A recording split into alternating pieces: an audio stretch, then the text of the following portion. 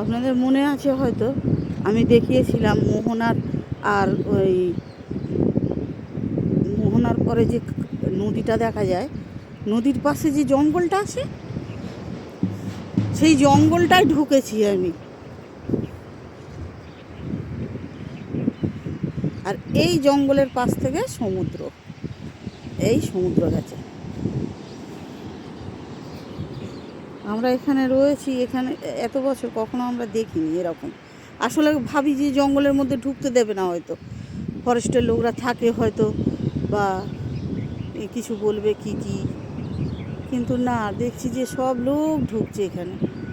আর কি সুন্দর করে সবাই পিকনিক করছে, এর ভিতরে পিকনিক করছে, কত মজা করছে, বেশ ভালো লাগছে দেখতে। আপনারাও আসুন, আপনাদেরও ভালো লাগবে। আর যদি ভালো লাগে তাহলে একটা লাইক করবেন আর শেয়ার করবেন, ফলো করবেন।